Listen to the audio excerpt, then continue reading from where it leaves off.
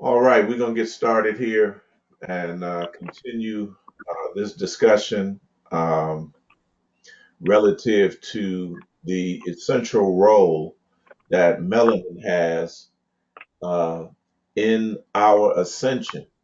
And our ascension is going to be um, initiated by the activation of this 12 strand DNA, this 12 strand DNA. The the allegory, the major allegories in the scriptures point uh, to this great event of our ascension, uh, and which is actually our movement back from the material realms to the divine realms, the non-material realms, the etheric realms. This is what the Bible, the scriptures, that this is when you decode the language, when you decode the theories, when you decode the allegories, that this is what it boils down to. We had focused on Psalms 139 from the 11th chapter to the 16th chapter, and we were decoding that and um, um, connecting that to the role of melanin uh, in what's called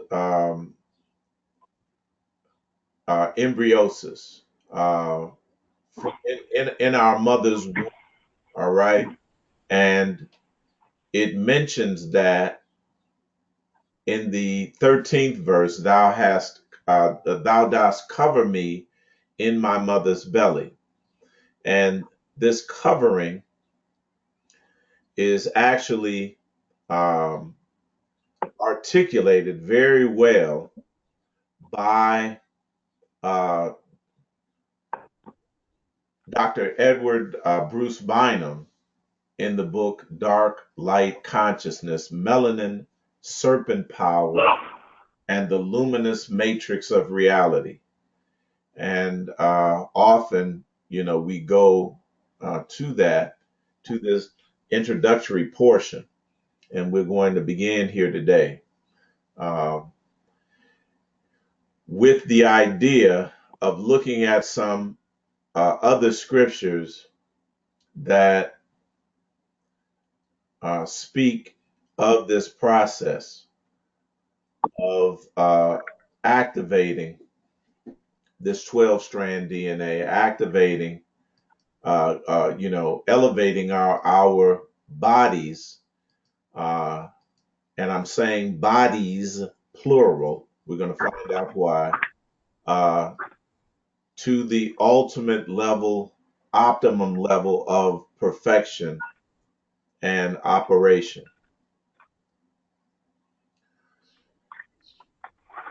From the earliest days of embryology in our mother's womb, the evolutionary dynamics of biolife and bioconductivity are associated with light absorbing melanin.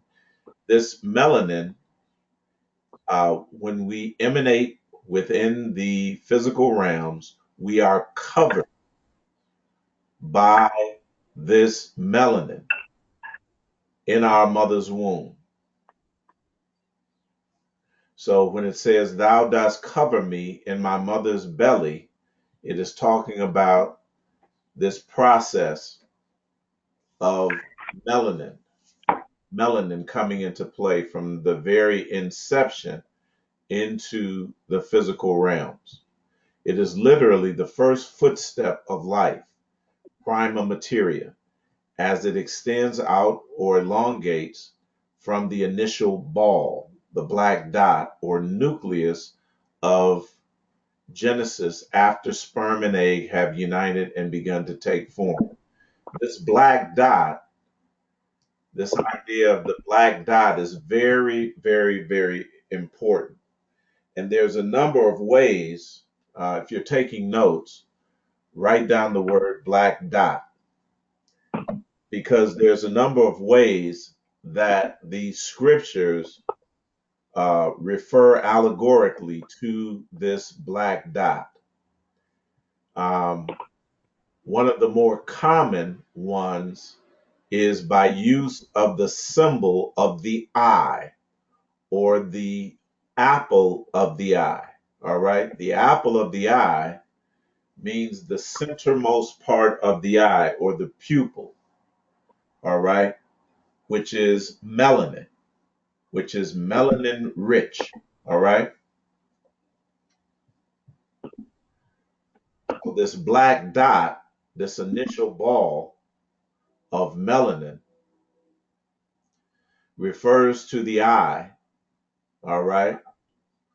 In allegorical terms, melanin is always at the center of physical development. It is the nucleus, like they say, of Genesis.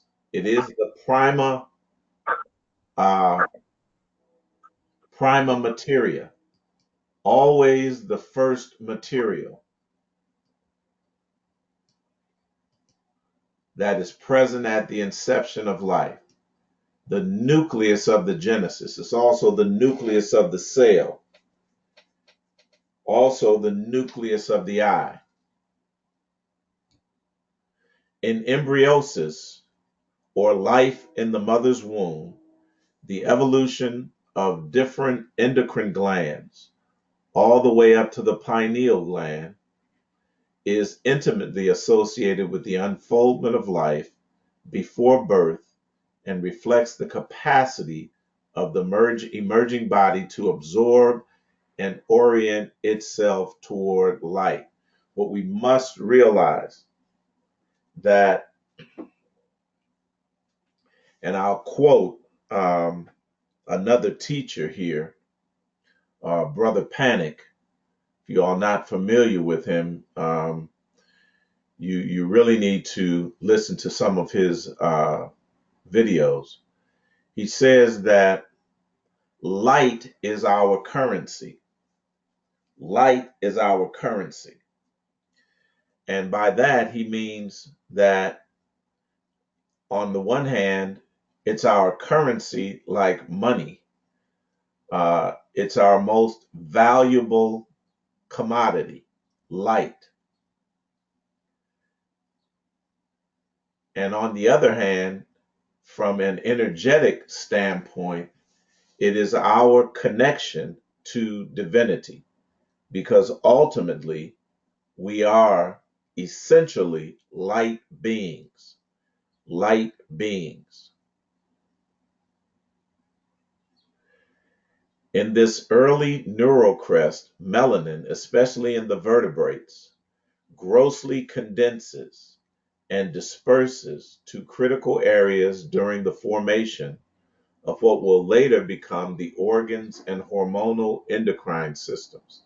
So this dark energy, dark matter that it talks about in Psalms 119, where it refers to the darkness shall cover me, the darkness, and the night shall be light about me.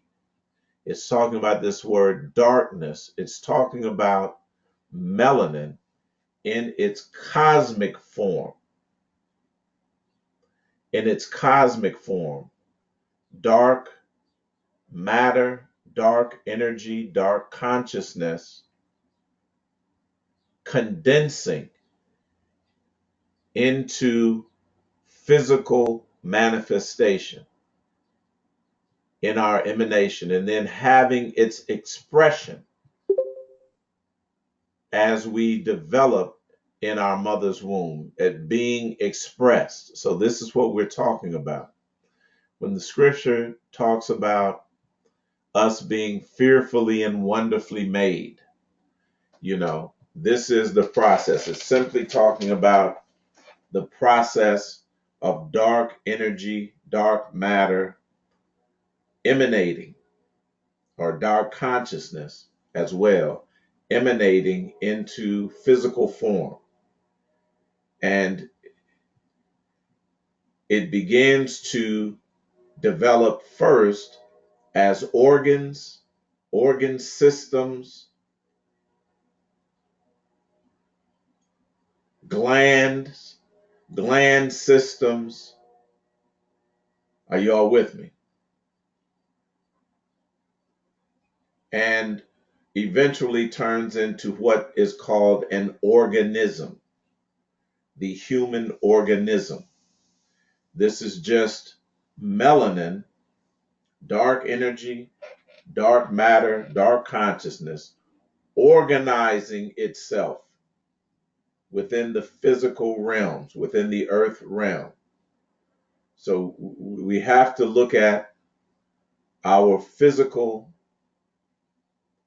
construction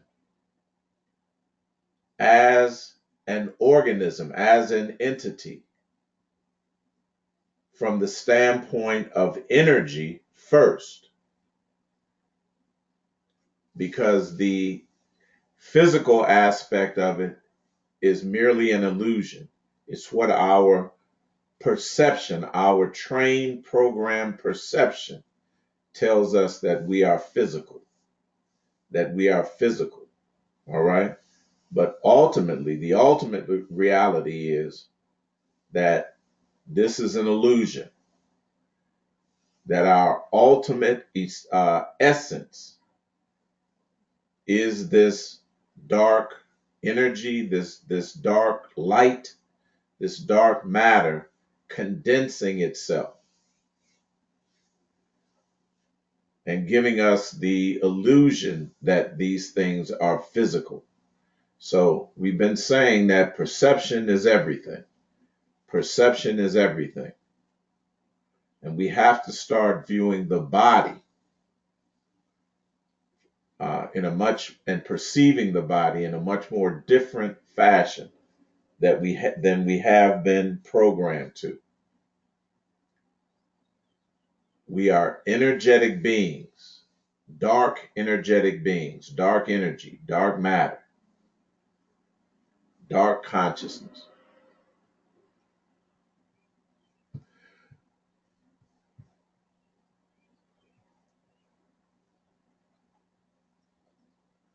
In this early neural crest, melanin, especially in the vertebrates, grossly condenses and disperses to critical areas through the formation of what will become the organs and hormonal endocrine systems. We're going to find out that these systems conform to a consistent pattern, And in understanding this pattern, we're going to understand very clearly how it is that we began to initiate and perfect this process of ascension. From the earliest days of modern science, modern science has observed lines of force. We talked about this yesterday. In the elongated neural crest and embryo, all the way up to the more advanced stages. In a parallel way, acupuncture meridians emerge in the earliest days of the body. There are similar lines that have emerged over the surface of the earth. These are phenomena involving lines of lower resistance to electromagnetic energy. In these situations, the lines of force and biophotons have a lower energy range. Nevertheless, they carry information and intelligence. Information and intelligence. And as we go through this process of ascension, as we go through this process of evolution, of consciousness, this light energy is going to inform us in a very personal way in terms of what we need to do to elevate, what we need to do to ascend. And this is the process that we are all involved in at this point. Finally, in a very new form, we have the neocortex, an emergent new aspect of the brain in higher evolution that is a quantum leap beyond the old structure of the limbic system and cortex. Its realm is pure potential. I'm going to say that again. Its realm is pure potential and reaches from the concentrated black dot beginning in the womb of embryological creation to the dynamics of dark energy expanding the fabric of space-time. Now, this concentrated black dot beginning in the womb of embryological creation, as they put it, refers to the neuromelanin below, all right? The darkness below. The dark energy expanding the fabric of space-time represents the dark energy, dark matter above. As above, so below. And it corresponds to the skin. So you have melanin, neuromelanin, beginning with the black dot as we develop in the womb, and then it stretches all the way to the outer fabric represented in the human body as eumelanin in the skin. As above, so below. It can commune with the flux of the formless and, very importantly, bring forms and shapes into our experientially bounded four-dimensional realms. So it's talking about the ability to create. It gives us the ability to what? Create whatever we want. Remember, it's the realm of pure potential. And that an activated body, an activated organism, an activated human organism has the ability to form from the formless, to create from chaos form in the physical four-dimensional physical realms. All right? So that is an ability that we have to create anything within this four-dimensional matrix. The entire surface is covered with a gray-black pigmented sheath of cells rich in neuromelanin. So again, this melanin is essential. The exploration. Now, what we're going to read here that I have highlighted in yellow, I don't agree with. I believe I know why Edward Bruce Bynum chose to do this, and it is to make this book that he wrote, Dark Light Consciousness, Melanin, Serpent Power, and the Luminous Matrix of Reality, have some sort of crossover appeal. He says the exploration of melanin and neuromelanin has precious little to do with our current psychosis about race? You know, I would say that it has everything to do. And when he says our current psychosis with race, I don't believe I don't believe that melanated people have a psychosis about race. Never had. Our current position, whatever it is, good, bad, or indifferent, is a reaction, a response to individuals having a psychosis about race. And we read earlier, and I'll go back to it just to make this point,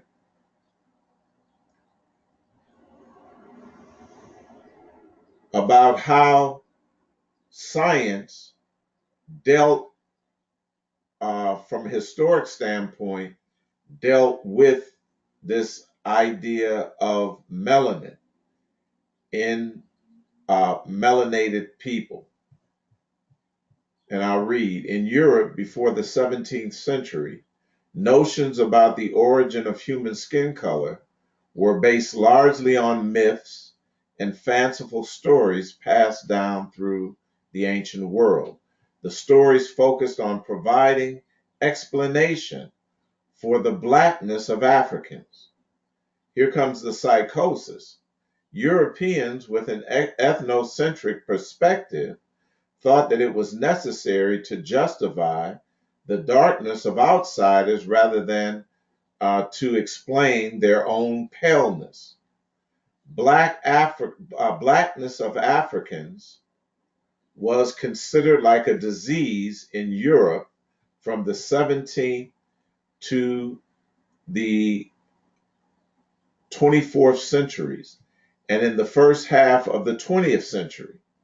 The general biology of mammalian pigmentation appears. So it is not our psychosis, and understand that Edward Bruce Bynum, you know, he's a melanated person of color. So, you know, he makes this statement, but, you know, again, who is we? Who our current psychosis? We don't have a psychosis. That psychosis existed before and at the very beginning, uh, when science, European science, began to address this molecule called melanin. He goes on to say skin melanin is a mere surface phenomenon, shifting and variable. But when you read, you know, the paragraph above, you know, he talks about, you know, he doesn't come right out and say that the fabric of space time is like the skin with eumelanin in it, and the concentrated black dot that begins to form the organs and around the organs in the system in the womb, you know, refers to the neuromelanin. Well, you know, he doesn't have to say it, but, you know, individuals that know understand and can make that correlation, can make that can tie together synchristically those two things. So, you know, I don't know why he makes this statement, but I can guess it's because, you know, he wanted the book to have, again, some crossover value. But, you know, we have to be careful of this.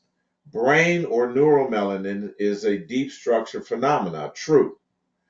It is universal of human experience, even deeper than our collective African origins, and uh, present in each of us, regardless of ethnic, racial, religious, or even historical context. That's all true. And we should concentrate more on the neuromelanin and activating that initially, because that's the prima materia. That's the first thing. We should focus primarily on that. But, if we're going to activate this 12 strand DNA, we're going to have to include eumelanin as well. As above, so below. The sooner we realize that, the less intellectual taxation we will need to pay. So again, this disclaimer, um, I have to challenge that a little bit. But the information that he gives is very good and very essential to our understanding. Now, moving forward to the scriptural references, Matthew 5:29 and 30 is talking about the interconnectedness of the human systems and the different members of the body and how they interconnect. And it reads like this: "And if thy right eye offend thee, pluck it out and cast it from thee, for it is profitable for thee that one of thy members should perish,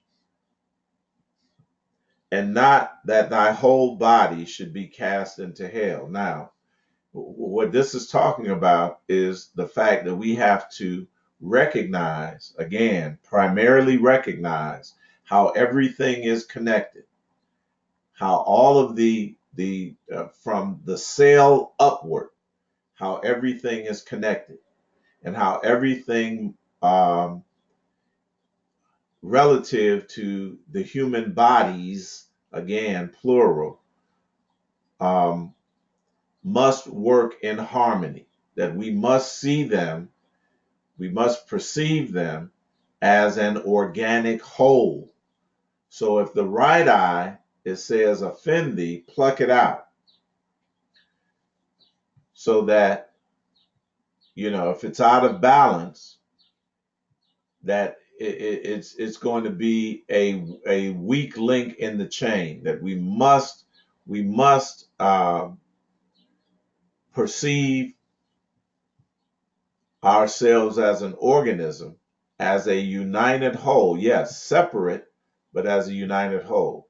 If thy right hand offend thee, cut it off, cast it from thee, for it is profitable for thee that one of thy members should perish, and that thy whole body and not that thy whole body should be cast into hell. So this is talking about the need to not only perceive each of the members as part of an organic, holistic whole, but to make sure that all of these different members, all of these different divisions are brought into harmony,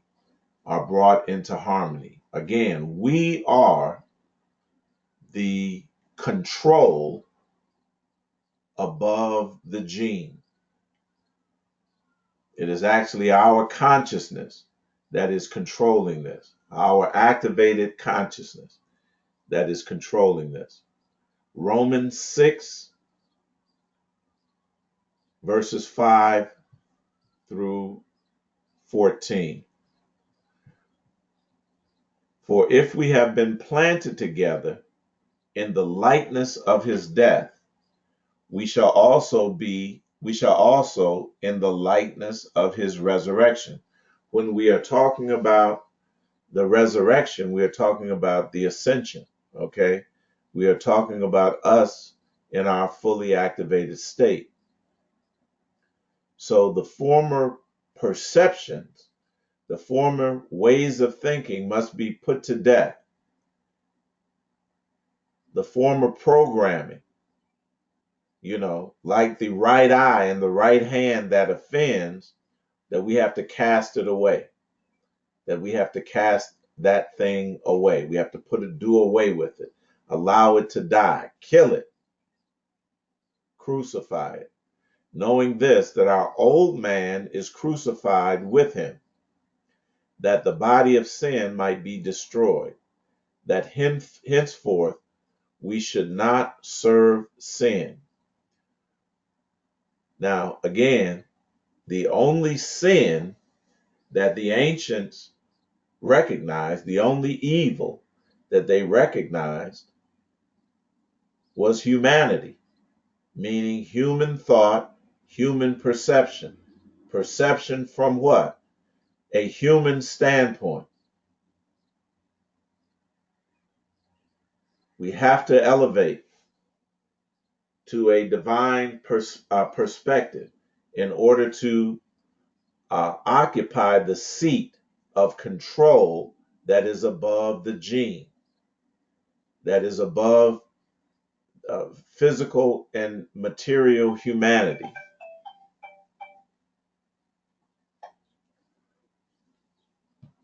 For he that is dead is free from sin. Now, if ye be dead with Christ, we believe that we shall also live with him, knowing that Christ, being raised from the dead, dieth no more. Death have no more dominion over him. For in that he died unto sin once, but in that he liveth unto God. Likewise reckon yourselves to be dead indeed unto sin. Again, human thought, human perception, but alive unto God through Jesus Christ our Lord. Let not sin therefore reign over your mortal body. See, that sin is human thought, what? Controlling your genetics, controlling your being, your organism in this realm, in this physical realm,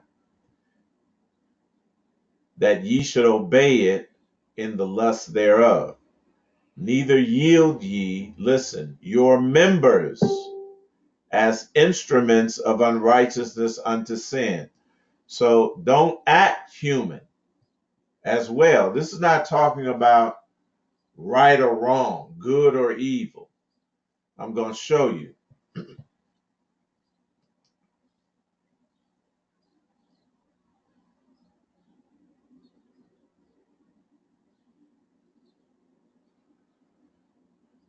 Matthew 6:23.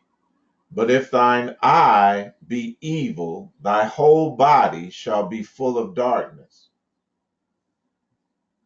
If therefore the light that is in thee be darkness, how great is that darkness? So it's not talking about your eye being evil in terms of how we think of good and evil. It's talking about how if our perception is from a human standpoint, that it will not allow light, not allow that divine light, which is our currency, which is our connection to our divine self. It will not allow it to enter into us. Here's an example from Power versus Force. The individual at the level of acceptance 350 is not interested in determining right or wrong, good or evil, light or darkness, day or night. When we've reached that level of consciousness, when we reach that level of consciousness, when we are seated at that point of view, that divine point of view, we can decode these scriptures. It's not talking about some evil lie. It's talking about human perception and how it will not allow you to what? uh, absorb and retain the light, the knowledge that is going to be essential for you, for us to resurrect, to ascend to the um, position of divinity that is going to be necessary for us to transition. Makes sense so far?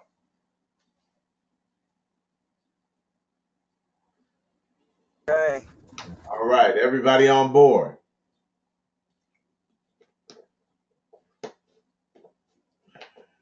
Okay.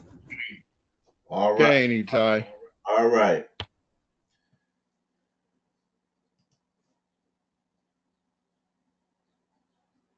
Neither yield your members as instruments to unrighteousness. See, all of, just like the eye is a part of the body that serves a function, and the hand, thy right hand, is a member of the body that serves a function. All of these members are controlled by what? Our thoughts, our perception, correct? Because we've said early on that our perception is going to govern this whole process and determine whether we are successful in transitioning from one realm to another to making this critical paradigm shift that is upon us. So don't allow your thoughts to govern, human thoughts to put you into human action and behavior, because that's going to be antithetical to this shift, to this paradigm shift, to our resurrection. But yield yourselves unto God. That is your divine self, your higher self, as those that are alive from the dead, and your members as instruments of righteousness unto God. Again, it's not talking about acting good, doing righteous deeds like that. If your melanin is activated, understand this, that inherently, when you have melanin, inherently, from an organic standpoint, you are always going to do what it is that is right, apart from any law, apart from any commandment, because you are going to be in harmony with all things. So we're going to discuss that a little further, but we must realize that for sin, that is human thought, that human perspective, shall not have dominion over you. For ye are not what? Under the law,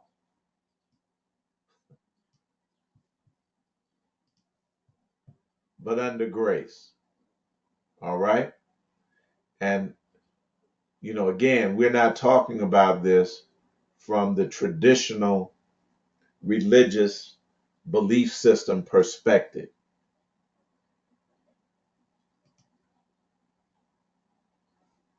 Romans 7 and 5.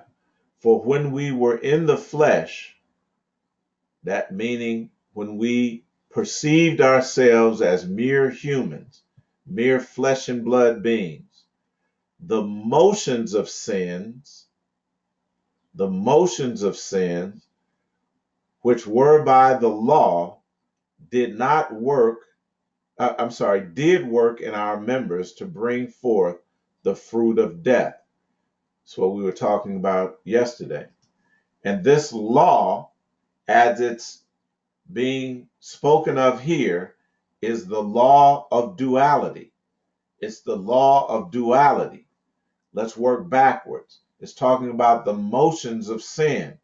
Motion is created by the fluctuation of energy from one pole to another pole. positive, negative, good and evil, hot and cold.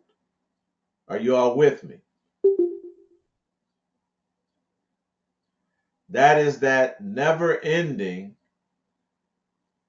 interplay within the simulated reality between poles, good and evil, light and darkness, positive and negative. Again, power versus force talks about attaining that position of neutrality, non-attachment, where you're not playing the game any longer. And indeed, our ancient ancestors illustrated this and symbolized it with the Wheel of Fortune, where you see, and I'll find it, the Sphinx on top of the circle, which represents the earth, the earth realms, the world, the physical realms. And we'll get back to that a little bit later.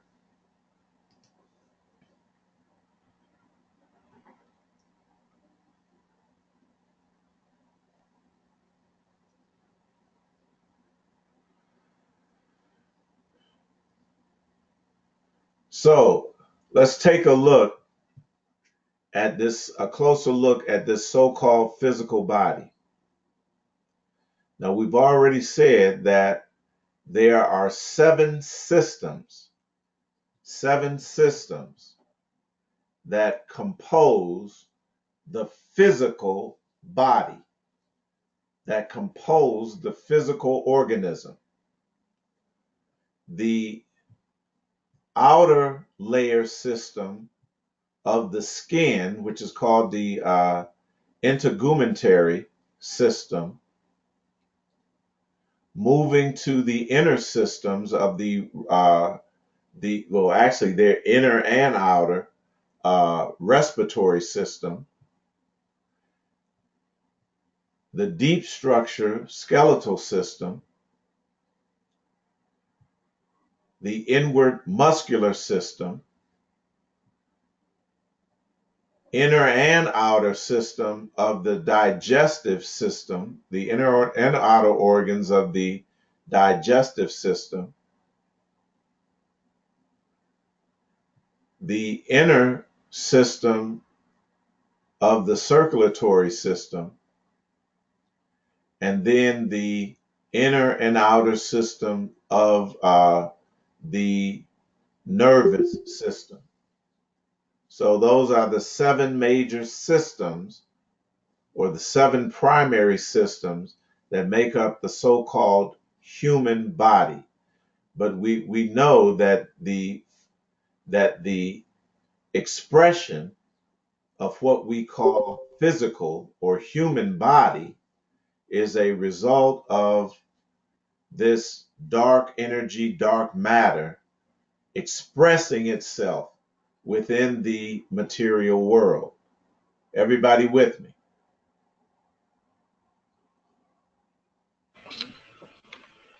Okay. All right. In the same manner, our atmosphere, our so-called physical atmosphere, corresponds to this same sevenfold design of the physical human body. The earth itself is made up of seven layers, working from the inner core, and they have it flipped, but you start with the inner core,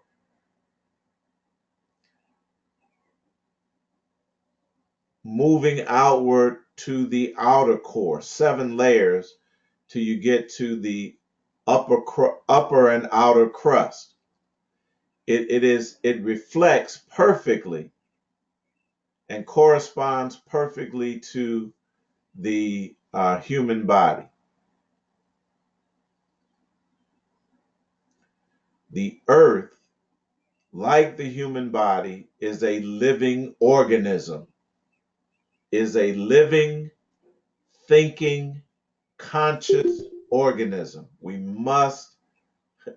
That is a divine perspective of that. But we must adopt that perspective. So again, we see it from the inner crust to the outer or upper crust. The upper crust corresponding to the skin of a human, correct? The same way when we talk about the non-visible atmosphere or atmospheres that are above the earth, or what the scriptures refer to as Shemayim, all right? Shemayim, the heavens, also starting from the lowest of the lower atmosphere to the highest upper atmosphere, perfectly again corresponding to that of the earth and then the human body. We had mentioned yesterday that, the seven bodies of water of the current earth, but also mentioned that in ancient times,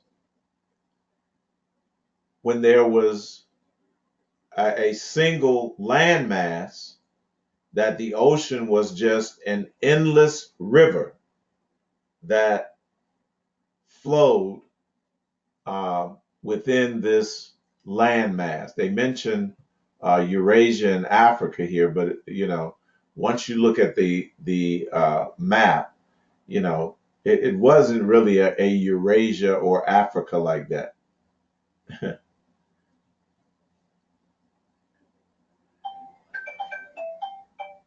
First Corinthians 15,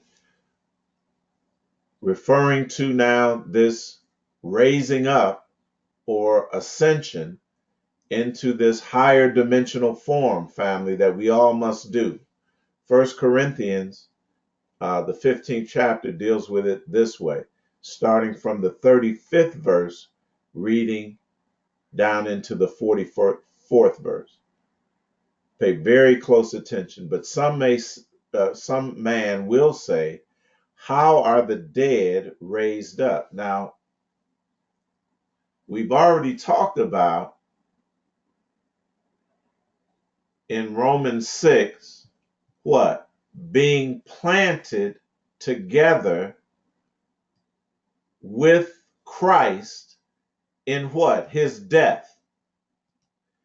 That doesn't mean that is something that is going to be performed from a mental aspect to perceiving what?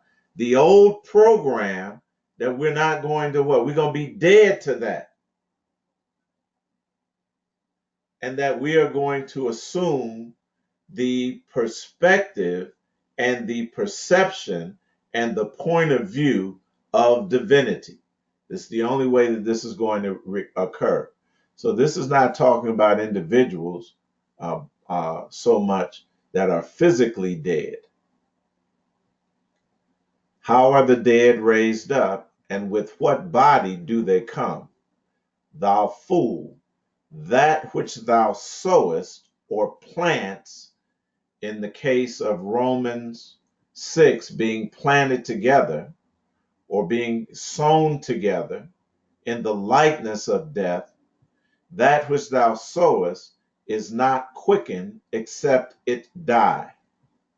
And that which thou sowest not that body that shall be. Listen, but bare grain. It may chance of wheat or some other grain. But God, your higher consciousness, giveth it a body as it hath pleased him, and to every seed his own body. Now, when we talking about as it hath pleased him, we're talking about the will of the individual. And once we get into talking about, again, we revisit the Kalipoth, which represent the 10 strand, the activation of what? The 10 strand DNA. We're going to understand that in that process, you shape that body based on how you want it to come out. Are you all with me? It's not going to be the same type. Once we get into this, you'll understand. All flesh is not the same flesh, but there is one kind of flesh of men, another flesh of beasts, of fishes, of birds. There are also, listen, celestial bodies, bodies terrestrial. But the glory of the celestial is one, the glory of the terrestrial is another. There is one glory of the sun, another glory of the moon, another glory of the stars. For one star, star people with star knowledge, differeth from another star in glory. Are you all hearing me? You are going to be this God that giveth yourself a body as it pleases you. To every seed, his own body, his own body.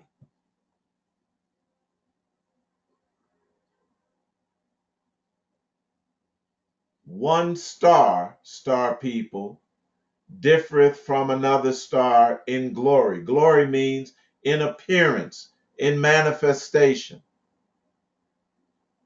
So also is the resurrection of the dead. Are y'all hearing that? So also is your ascension. It is sown in corruption, it is raised in incorruption. It is sown in dishonor, it is raised in glory. It is sown in weakness, it is raised in power. It is sown a natural body, it is raised a spiritual body. There is a natural body and there is a spiritual body. Well, let's take a closer look at this spiritual body. Our ancestors tell us, just like we have 7 systems to the physical, to the apparently physical and or natural body, that there are 7 of those systems and 7 spiritual bodies called the auric bodies that are connected to this physical body. The first is the physical auric body. The second is the etheric body. The third, the emotional astral body. The fourth, the mental body. The fifth, the casual body. The sixth, the spiritual body. And then finally, the divine body. All of this corresponds to everything that we have been talking about. As above, so below. We have several lower chakras below the loins or below the belt, starting at the loins, 7 primary chakras, ending at the crown chakra, and then 7 chakras that are outside of the physical body. All right? All these sevens corresponding. And again, the seven bodies of men explained here. We'll get into that a little bit later, but I just want us to make this general correlation. Each spirit who emanates into the earth plane has what one might call seven bodies. Each body has its own requirements and needs. There is your physical in your bodies, right? Don't necessarily have the requirements and needs of my body specifically. There is your physical self, which all are aware of and mistakenly identify with as self. That's from a human perspective. That's human thought that causes you to mistakenly only identify that physical body with self. And a lot of individuals have that bad. They have it bad. They are uh, uh, tremendously attached to the physical representation of self, and almost exclusively view themselves from a physical standpoint, primarily, and again almost exclusively. Connected with the physical self is the emotional body, and we had mentioned yesterday and the day before that how we have to address ourselves from an emotional standpoint as well. Then the mental body, the astral body, the spiritual body, the soul body, and that body spoken of in this message, the vibrational body, sometimes called the etheric body or casual body. Much has been written about it that is correct, and much that is incorrect and false. And again, it's hard to judge because, again, it's hard to judge between what is incorrect and false because, again, this is going to be experienced on a personal level. And what is incorrect and false for me might be correct on the money for you,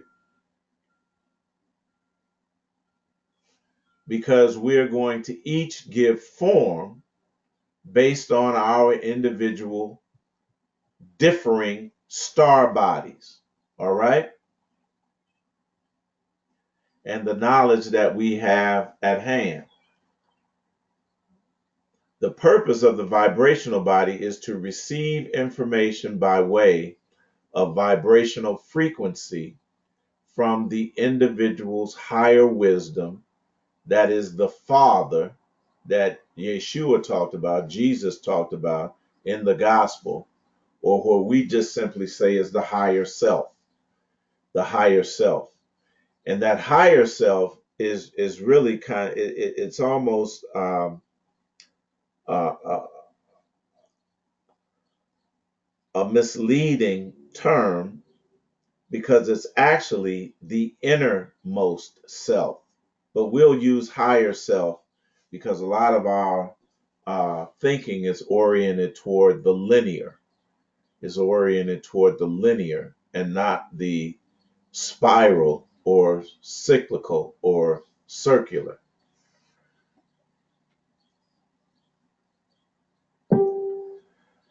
The purpose of the vibrational body is to receive information. Now, this information now is light energy. That is our currency. The information is light. It's either photons, little packets of energy, whether cosmic or solar, etc., and so on, or it is biophotons, these chemical packets within the body of energy that carry information and instructions. The vibrational body's purpose is to receive information by way of vibrational frequency from the individual's higher wisdom, again, the higher self, without being affected by the denseness of physical matter that exists on planet Earth. To receive this information without being affected by the denseness of physical matter that exists on planet Earth. I'm going to ask a question, very important. How do we do this? How do we receive this information? Now, think very carefully of everything that we've been emphasizing up to this point. How is it that we receive this information without being affected or without interference from the denseness of physical matter that exists on the earth? Very simple question. How do we do it? How are we going to achieve that?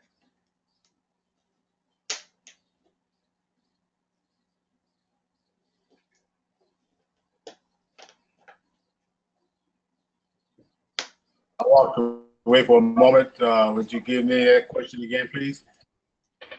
Okay, I'll set this up again. It says here that the purpose of the vibrational body is to receive information by way of the vibrational frequency from the individual's higher wisdom or higher self without being affected by the denseness of physical matter that exists on planet Earth.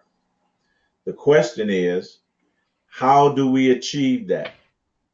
How do we achieve that? This is a question that everybody, if we've been giving this thought and meditation, everyone should be able to answer this at this point. Isn't it through the activation of the neuromelanin? It's through the activation of the melanin, but that's part of the process. I'm going to read it again. How do we become Light melanin. How do we become, listen, unaffected by the physical or material realms?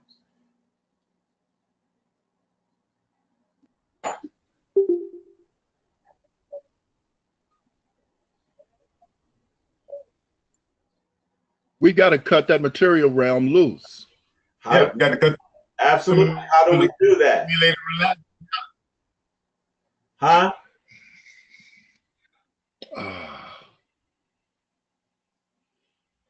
Remember, perception controls everything.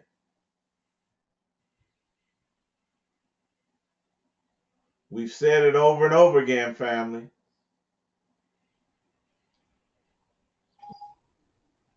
You change it, Eitai, by changing your perception. There you go. From what to what, Kalaya? What did you say? From what to what? We're switching our perception from what? From simulated to organic.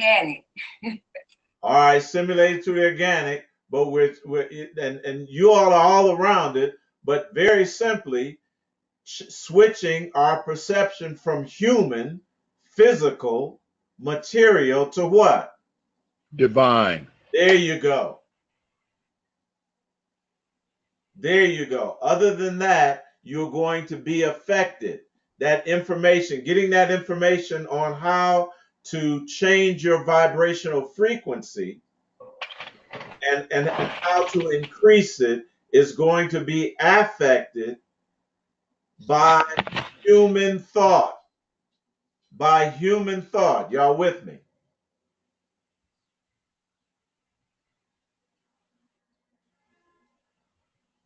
When this information this food, this manna, this light currency is received by the vibrational self, it is then altered in a way that can be understood when it is received by the vibrational body's children.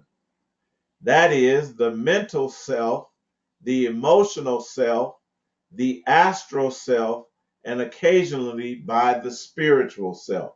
So, this is a process of our mentality or our perception, right? How we emotionally react to things, primarily. So we have to we have to switch that. We can't that's thought. We can't have human thought. And the human mentality, what? Decoding this information. And we can't be affected emotionally. All of that is going to affect this process and interfere with it, affect it adversely. We good? Gang. All right. When the vibrational body, listen, is out of alignment, then that which is filtered into the other bodies can be inaccurate. Now, again, you all should all know this. How do we get that vibrational body in alignment? What's the first step?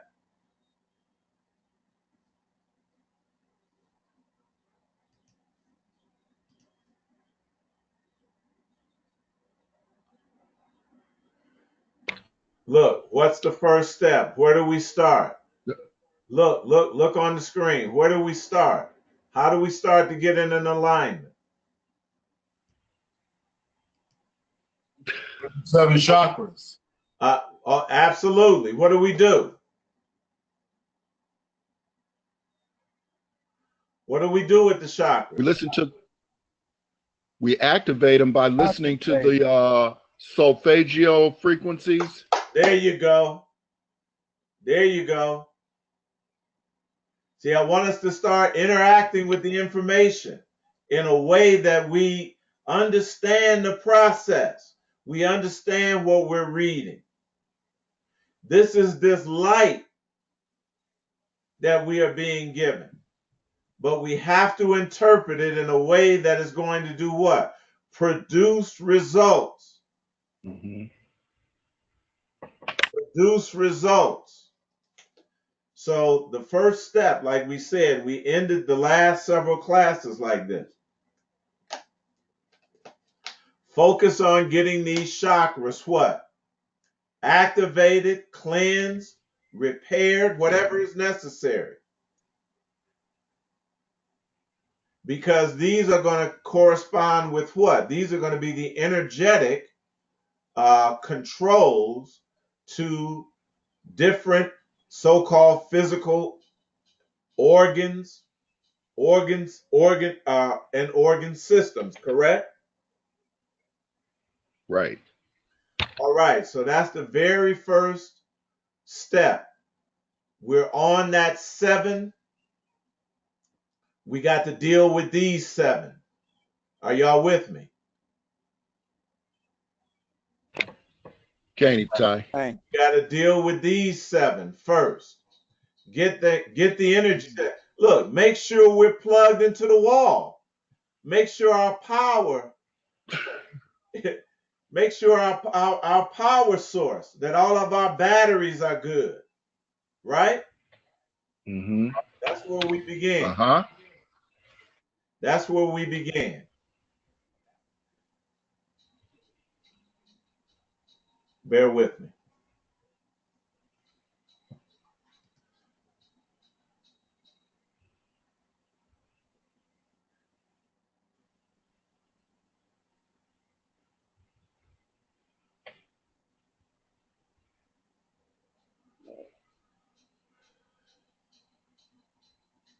So, when the vibrational body is out of alignment, then that which is filtered into the other bodies can be inaccurate. So we want to start when we want to start the alignment.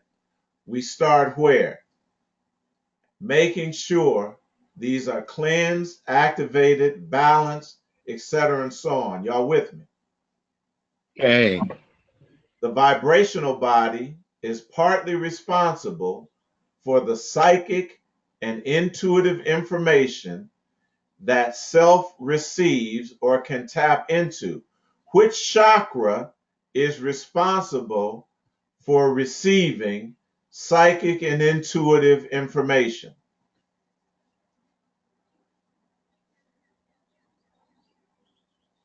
Number 6. There you go. It's the third eye chakra, correct? Correct. Correct. This is Incorrect. right. Yeah. Very good, Kalaya. Very excellent, Kalai. See, this is what I want us to do. When we read, we have to interpret this in a very real way. So look, when it says, when we read, the vibrational body is primarily responsible for the psychic and intuitive information that self receives or can tap into. We go right to our chart that I gave you yesterday, right? And you look to see which one has to do with intuition. The third eye chakra. Look, light, knowingness, intuition. Look, perception, self-mastery, wisdom, imagination. Then the glands, the pituitary gland. This book is backwards, but this is the one I'm reading right now. I was reading. Pardon me? This book is what my wife and I are looking at right now, chakra Right. workout. So again, it's the seat of intuition and direct spiritual vision. It is here that we can visualize things through our third eye of intuitive knowledge. The opening of the third eye corresponds with the spiritual awakening.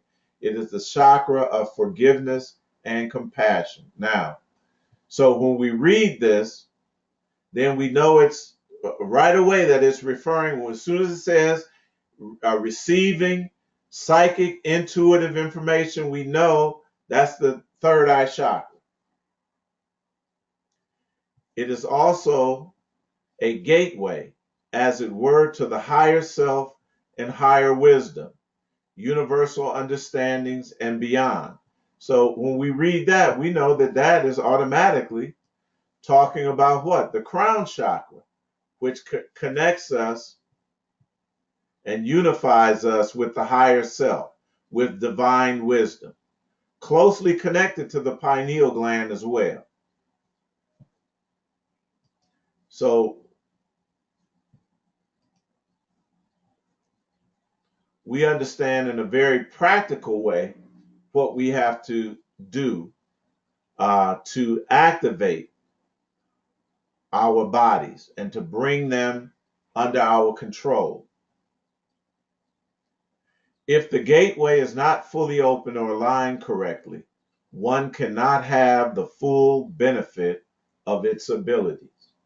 And for me, and it should be for you, the full benefits of those abilities should give you superhuman capabilities.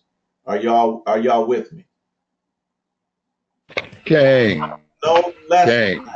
That should not our aspirations and goals and end goals should be no less than that. Family, we have all of the, we're equipped to do this thing. This thing now shifts to your will, your ability to what? To express your will through attention, through focus, through concentrated effort. That's what this is going to take initially.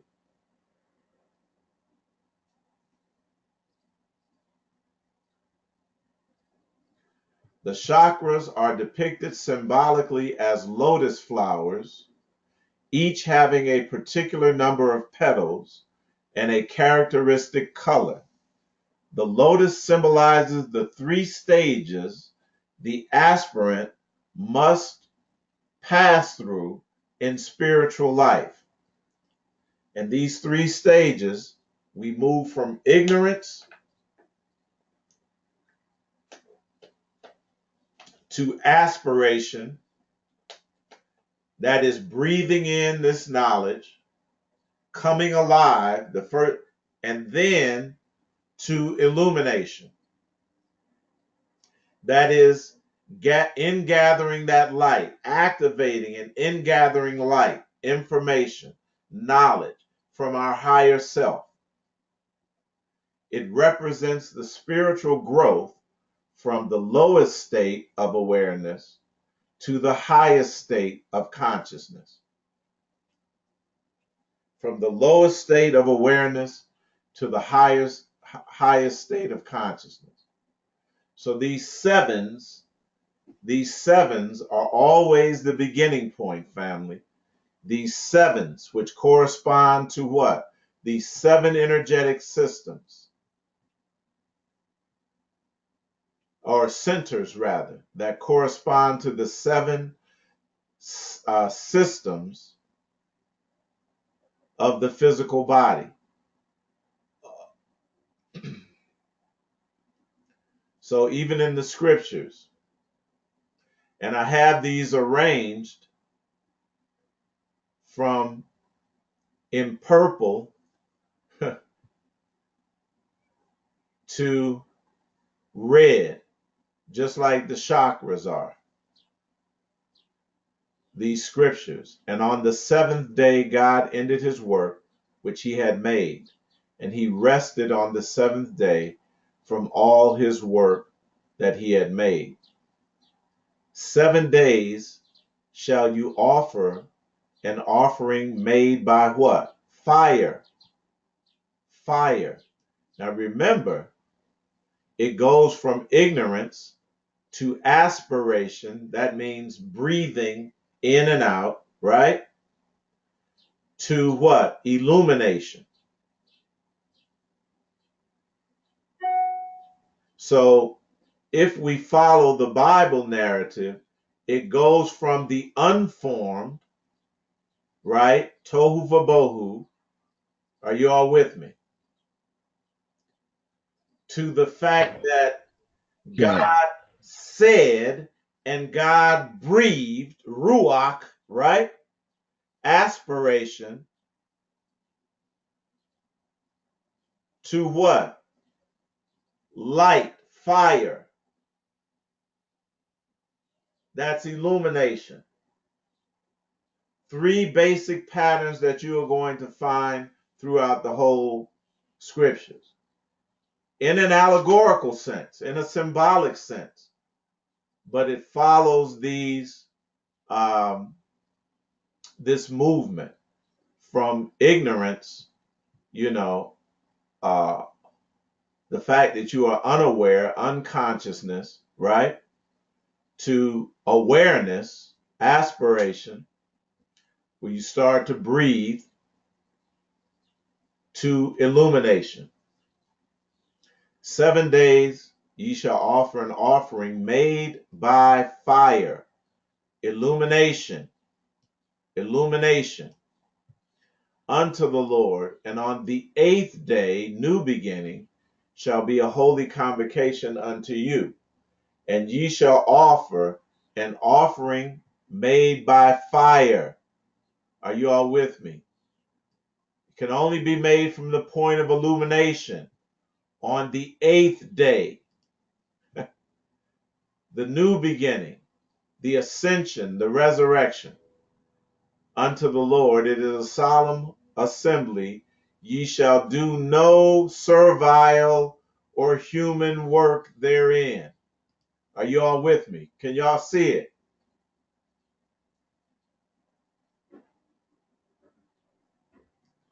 Moving on to the temple, the allegory of the temple And thou shalt make 7 lamps. 7 lamps. Y'all see the 7 lamps?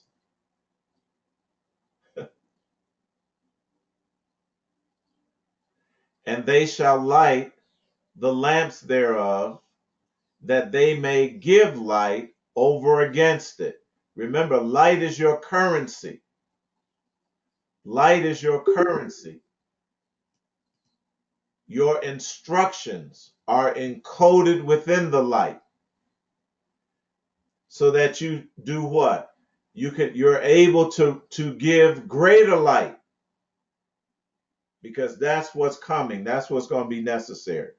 Numbers, the 8th chapter. Again, relative to this temple. And the Lord spake unto Moses, saying, Speak unto Aaron, listen, and say to him, When thou lightest the lamps, the 7 lamps shall give light over against what? The candlestick. Y'all see the 7 lamps? Y'all see the candlestick?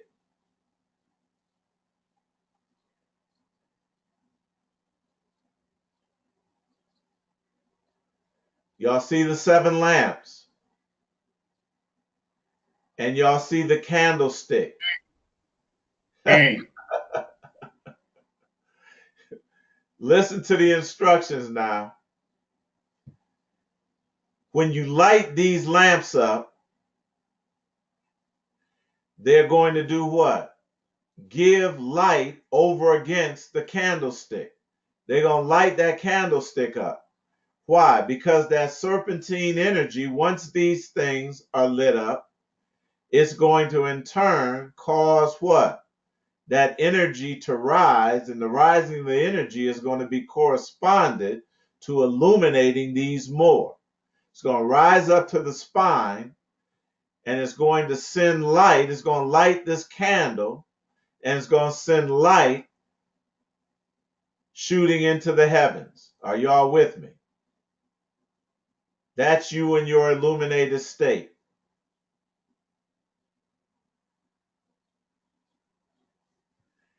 And Aaron did so. He lighted the lamps thereof over against the candlestick, as the Lord commanded Moses. And his work of the candlestick was of beaten gold. This is how the candlestick looked. Unto the shaft thereof, and the flowers. Are y'all seeing the flowers here? They correspond to the lotus flowers with different petals. That's what this is talking about. I ain't talking about no temple Solomon built.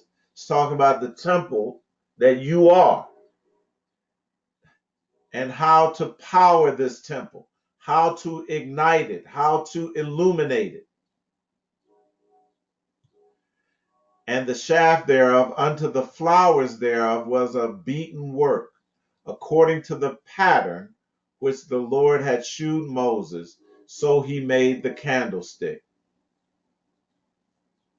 Your spine is the candlestick, family. These are the flowers made according to the pattern that the Lord, our higher self and higher wisdom, showed us.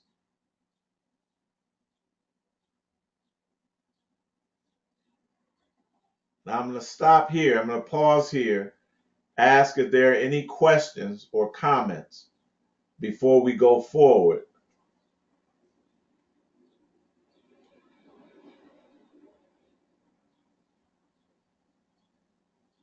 Questions or comments?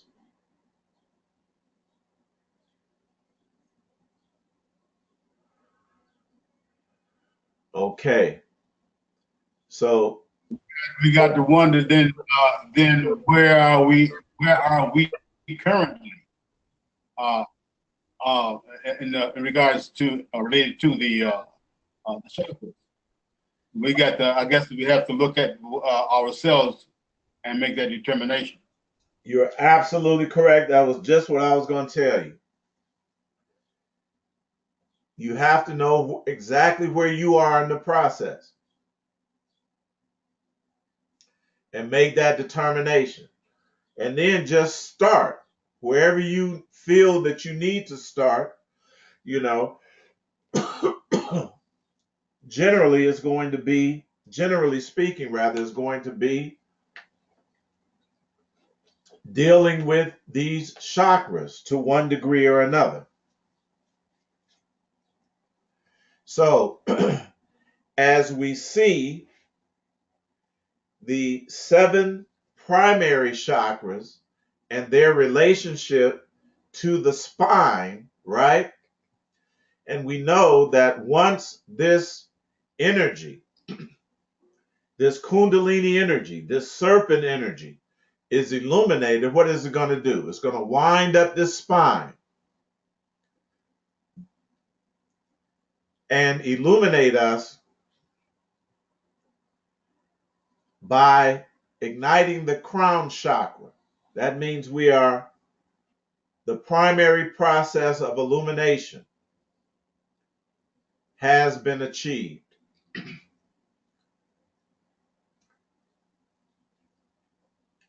So now we see the tree, its trunk representing the spine. Do you all see it? And the serpent doing what?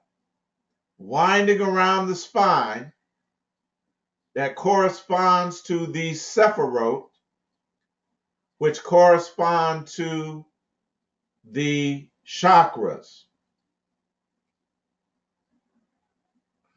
They also, when you see the lower chakras or the lower roots, 1, 2, 3, 4, 5, 6, 7, 8, 9, and remember we went over this before, the 10th Sephiroth being by the head of the serpent. It's almost invisible and hard to see. Tell me if you can see it. I can see it. Do you all see it right there? It's hidden. That is da'af. Pain. That is knowledge. That is knowledge.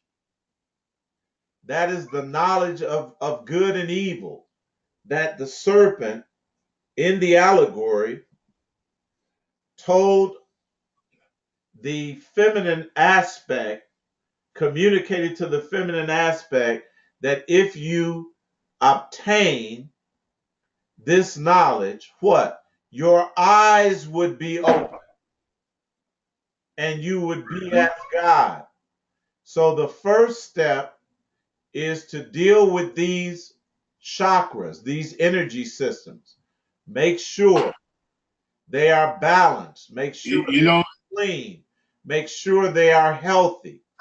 That will initiate this serpentine energy of the Kundalini to pass up and ignite these 7 primary chakras. But what about the ones that are below the belt? Here. Are you all? So you enter in through the primary one, which is knowledge. Once you've what? Raised Kundalini energy, then you enter into, and it takes you to these other energy centers, which are a total of 10, including Da'af, a total of 10, which represent the 10 strands of DNA of the 12-strand DNA system. Are you all with me? pain. I didn't lose anyone, right? I don't think so. Okay, this is simple. Eitai, when you look at that, go back to the garden, when you see that the serpent was instructing or suggesting to Kava to eat of the fruit Right. of that tree, he is not saying eat it literally. You're saying learn it. Well, that's absolutely 'Cause correct. when you, Absolutely correct. okay, because that's when you're eating, you're not eating. I think it's Ezekiel when he ate of the scroll, he was learning it. That's correct.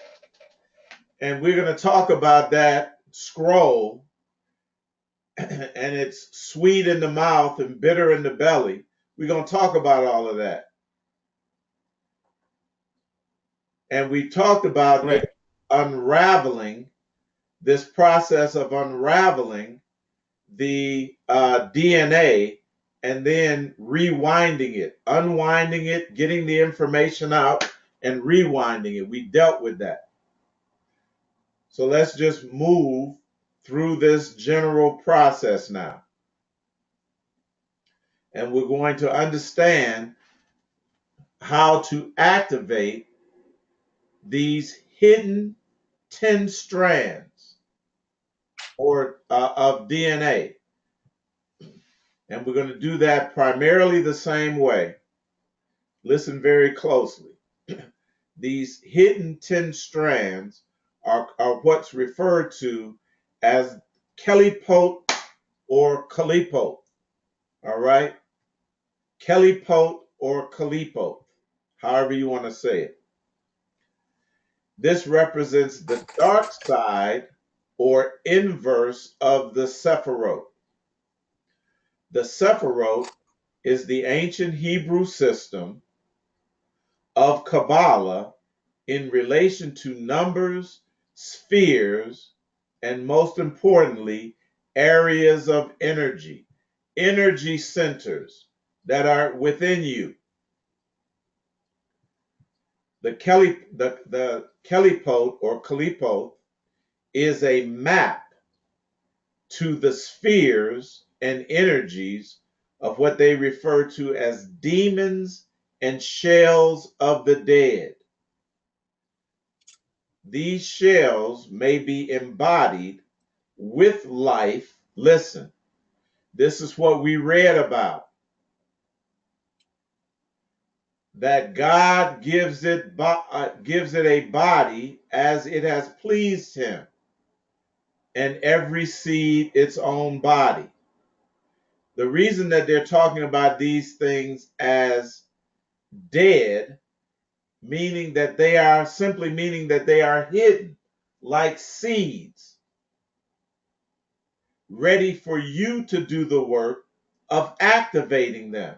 Remember, the word demon, we said, had in ancient times had no negative connotation, zero connotation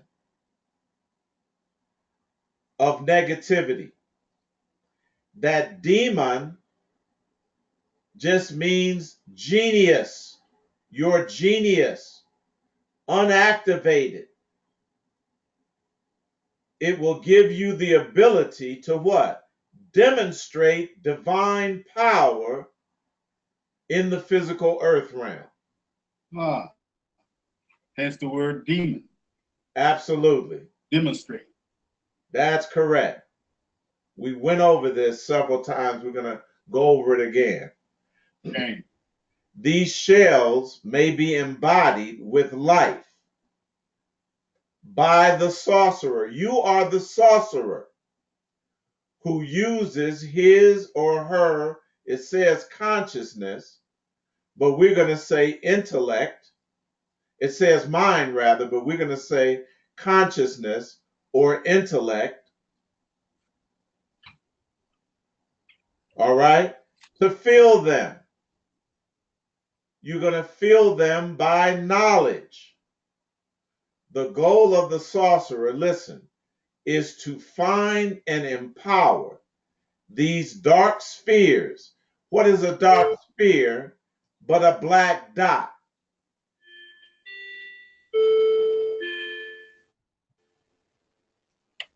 Are you all with me? And tunnels within the brain. These 10 hells, listen, in 7 places, Here are the 7 places.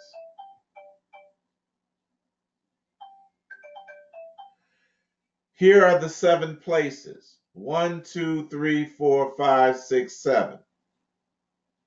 You activate, enter into the first of the 10, right? 10 hells, meaning below. 1, 2, 3, 4, 5, 6, 7, 8, 9, 10. Makes sense? These 10 hells and 7 places are areas of specific mind or consciousness power, where the magician may enter and command a form of order from chaos. Remember, when we were in 1 Corinthians 15, I said, but God giveth it a body as it hath pleased him. We're moving from what? The unformed to giving it form. Every seed its own body. Talking about the same thing here. Can we see it? These are areas of specific mental or consciousness power where the magician may enter in and command form of order from chaos of the subconscious, thus the universe. In this, the witch or the magician should approach the 10 hells in 7 places as being a gateway to the 7 heads of the infernal dragon. All right? And it's talking about the opening of the mouth of hell. So we see the dragon or the serpent leading us to the opening of the mouth and to these different spheres of power. Very simple when we know the symbology and we know the process. The hell of hells leads one into the depths of the klepothic and adverse power. This adverse power is going to be needed for us to protect ourselves, to gain dominion, and to get our inheritance back. We are not going to be able to do it any other way. We have to tap into this power that lies dormant within us and activate it. Once the adept has gained an understanding of the concepts of these controlled and ensorcelled areas of chaos and darkness, can then the magician will the energy within each in conjunction with spell workings and meditative commands. Where are you going to get that from? Well, you're going to make them up as you begin to understand what is necessary. Nobody is going to give these things to you. It's going to come internally.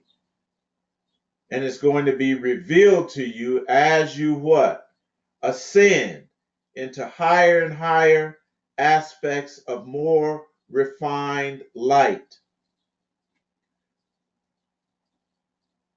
Astral travel, dream control. Here is a prime example of the magician as being like Set, who then masters the serpent.